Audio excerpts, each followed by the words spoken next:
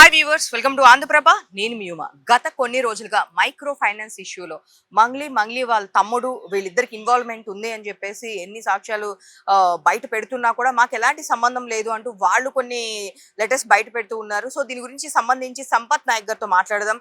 లేదు, వాళ్ళకి అందరికి ఇన్వాల్వ్మెంట్ ఉంది అని చెప్పి ఫస్ట్ నుంచి బాధితులు పక్కన స్టాండ్ తీసుకుంటూ ఉన్నారు సంపత్ నాయక్ గారు.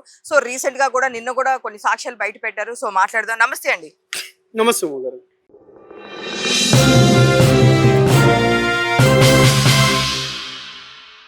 సో చూసుకుంటే కనుక మా తమ్ముడికి నాకు సంబంధం లేదని మంగ్లీ గారు అండ్ వాళ్ళ తమ్ముడు శివ ఎవరైతే ఉన్నారో శివ మాకు ఎలాంటి సంబంధం లేదు, మేము కట్టించిన ఆంజనేయ స్వామి గుడి మీద ఒట్టు, ఆంజనేయ స్వామి గుడి మీద ఒట్టు అని చెప్పేసి మాట్లాడుతున్నారు.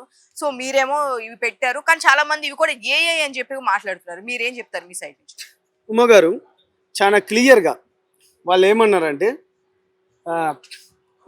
మంగ్లీకి మధుకు సంబంధం లేదని చెప్పింది ఇవాళ మీ ఛానల్ వాళ్ళు, నేను కాదు. పంజాగుట్ట పోలీస్ స్టేషన్ దగ్గర తను చాలా క్లియర్గా వచ్చి చెప్పేసింది. అసలు మధు అనేటోడు నాకెవడో అని చెప్పేసింది, తెలియదని చెప్పేసింది. మేము మిర్యాల కూడా ఒక ఎమ్మెల్యే దగ్గర పోయినప్పుడు దాని తర్వాత మళ్ళీ మాట మార్చి మేము ఫ్యాన్ కాబట్టి ఆ మిర్యాలగూడ దగ్గరికి పోయినప్పుడు మా ఇంటి దగ్గర పక్కనే అనుకుంటూ మమ్మల్ని తీసుకుపోయిండు అని చెప్పారు వీళ్ళు. మిర్యాలగూడ నుంచి పలుగు తండాకు దగ్గర 60 కిలోమీటర్లు, అది దగ్గర ఎట్లయితుంది. పోనీ నువ్వు దిగినావు కదా. ఫస్ట్ ఈ ఫోటోనే కదా మీరు అందరు చూసింది, అర్ధరాత్రి దిగింది ఈ ఫోటో. అవును, మధుకు మంగ్లీకి సంబంధం లేదన్నారు. అవును, మధుగాని పైన ఆల్రెడీ ఇంతకు ముందే నల్గొండ జిల్లాలో కంప్లైంట్ అయినాయి, కేసులు అయినాయి. 3 సంవత్సరాల నుంచి చేస్తుంటని కూడా చెప్పింది కూడా మంగ్లీ చెప్పింది. నేను ఎప్పుడు ఎక్కడ చెప్పలే, మీరు మాటలని దాన్ని బట్టే నేను మాట్లాడుతున్నాను. మంగ్లీ నాకు ఆల్రెడీ చాలా క్లియర్గా కాల్ చేసింది, నాకు మద్దతుగా. నేను ఎక్కడ హట్ అయ్యానంటే పేద బిడ్డల పక్షానికి వెళ్ళి కొట్లాడటం, నన్ను కూడా మభ్య పెట్టడానికి నా తరపు నుంచి నువ్వు ప్రెస్ మీట్ పెట్టండి అని అనుకుంటూ మాట్లాడింది. నేను చాలా క్లియర్గా చెప్పినా, మీరు గిట్ట ఈ కేసులో కానీ ఉంటే దీని పరిమాణాలు తీవ్రంగా ఉంటాయని కూడా నేను ఆ రోజు హెచ్చరించిన. ఏం లేదు, నాకు ఎటువంటి సంబంధం లేదన్నాడు. అసలేంది, మధుగాని ఇంటికి నువ్వు పోవాల్సిన సంబంధం ఏంది, మధుగానికి నీకు సంబంధం లేదన్నావు. దాని తర్వాత వాళ్ళ బర్త్డే పార్టీ రోజు కూడా వీడెవడైతే మధుగాడు వచ్చిండో వాళ్ళవి కూడా నేను వీడియోస్ ఆల్మోస్ట్ అదేంది బర్త్డే పార్టీలో ఉన్న వీడియోస్ కూడా బయటకు వచ్చినాయి. దాని తర్వాత ఏమన్నారు, మిగతా ఎవిడెన్స్ కూడా బయట పెట్టినాం. బాధితులు ఎక్కడన్నారు, బాధితులను ప్రవేశపెట్టినాం. దాని తర్వాత ప్రామిసరీ నోట్లను బయట పెట్టినాం. దాని తర్వాత మినిస్టర్ వాళ్ళ మనవాడిని కూడా వీళ్ళు టోకరా వేసి 80 లక్షలు వేసిందని ఆ ఆడియో విజువల్స్ కూడా ఏదైతే ఉందో నేను అది కూడా చూపించినాను.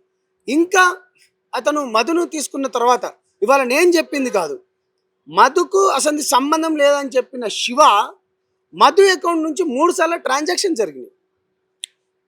ఇవాళ మీ ఆంధ్రప్రభ ఛానల్లో లేకపోతే నేను కాదు చెప్పింది, ఈవోడబ్ల్యూ ఇది ఎంత కేసు టేకప్ చేస్తుంది, వాళ్ళు కూడా బయట పెట్టారు.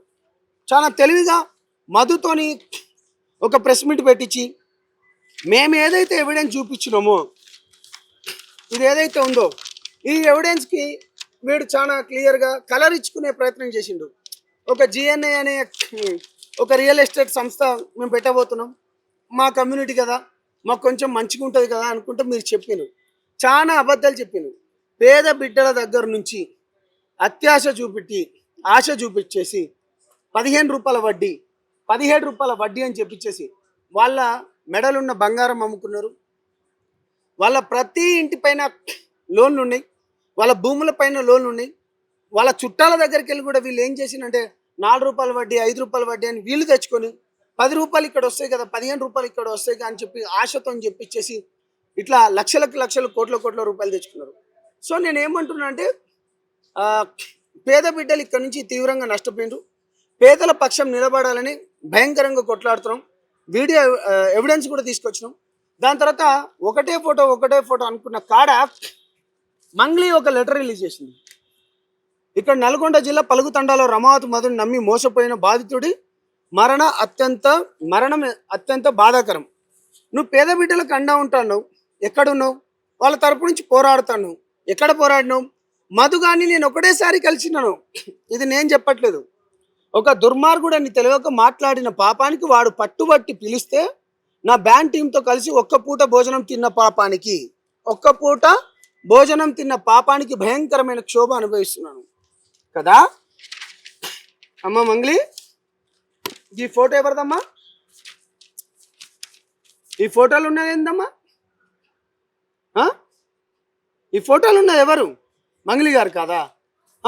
దాని తర్వాత మేము ఏం చేసినామంటే పేదల పక్షాన ఇంకా బలంగా నిలబడడానికి నిన్న ఏదైతే ఉందో మేము చాలా క్లారిటీగా ఉన్నాం. మా పైనే బాధితుల పక్షాన కొట్లాడితే మా పైన కొంతమంది సన్నాసులు, అవాకులు, చవాకులు, చీదరింపులు, అవమానాలకు గురి చేయడం, ఇది మేమే రిలీజ్ చేసినాం.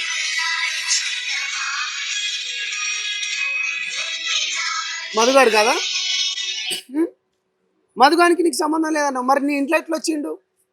మధుగానితో నువ్వు పొలంలో ఫోటోలు ఎట్లా దిగినావు? వాళ్ళ చెల్లె కూడా చాలా క్లియర్గా పెళ్లి చూపులకు సంబంధించింది. దీంట్లో వీళ్ళకు చాలా క్లియర్గా ఇప్పుడు ఈ ఆధారాలతోనే కదా.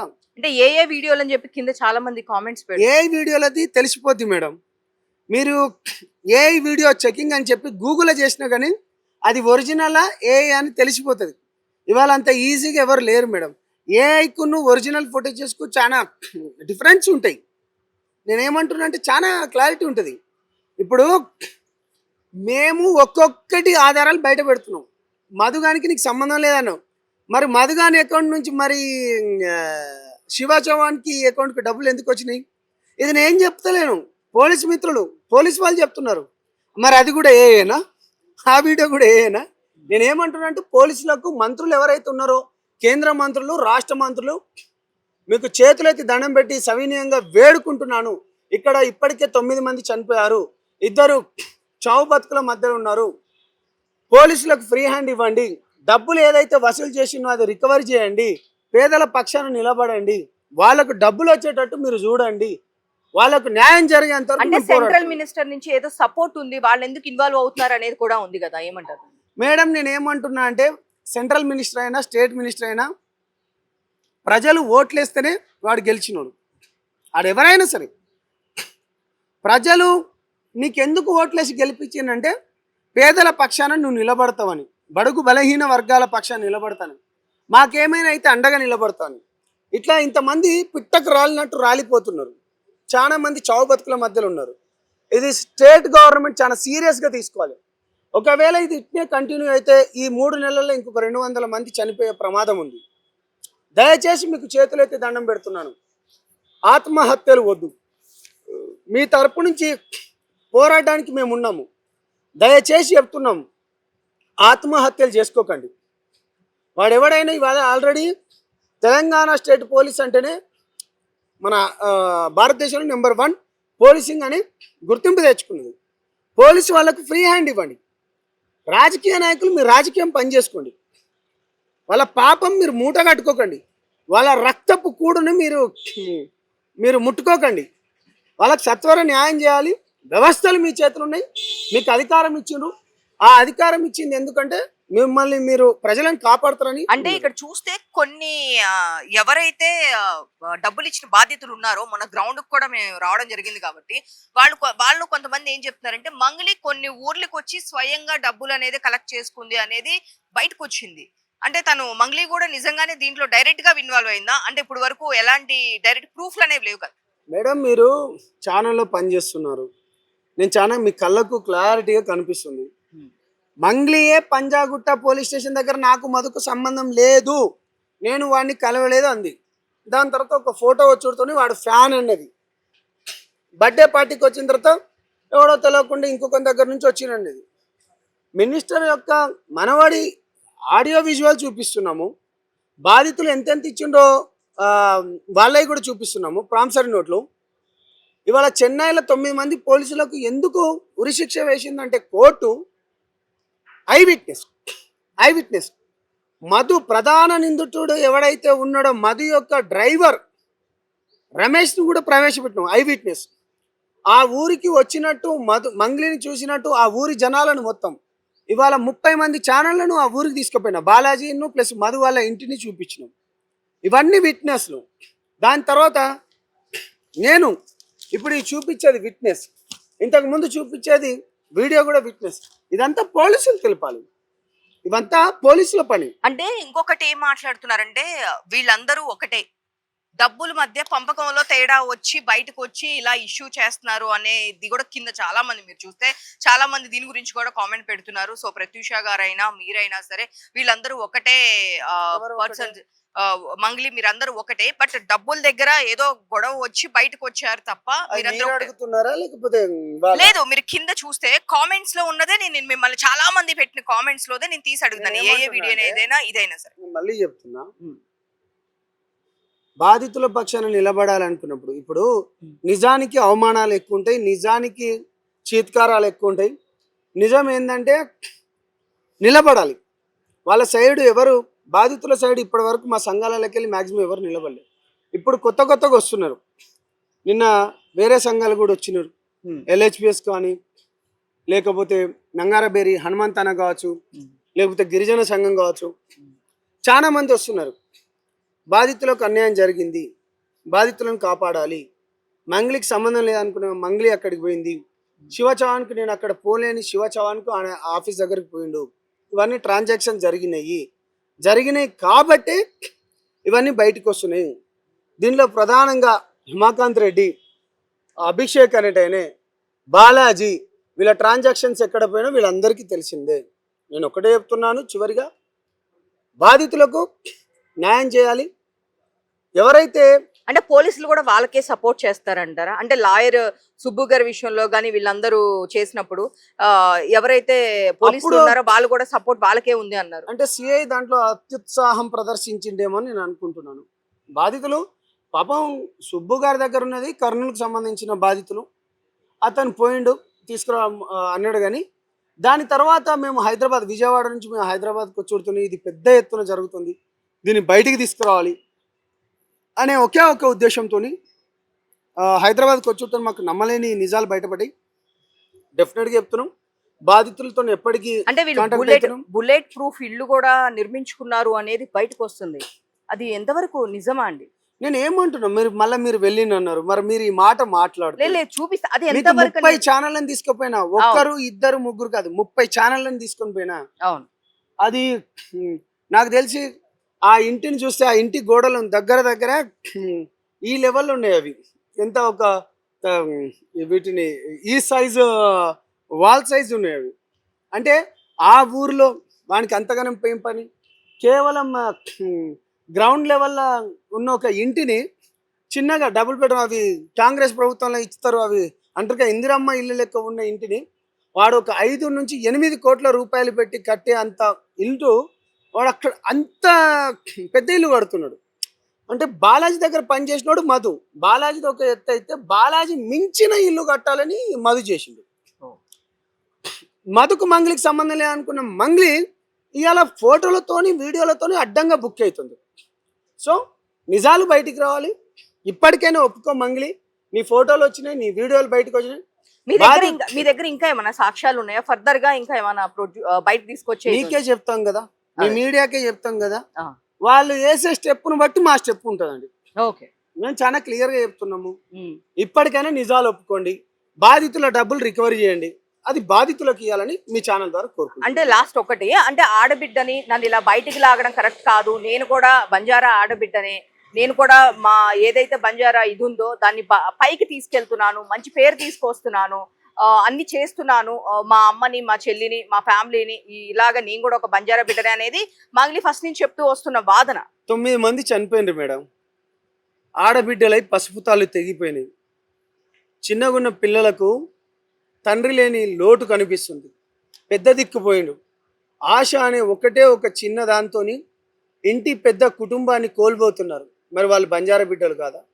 నువ్వు ఒక్కదానివే బంజారా బిడ్డనా?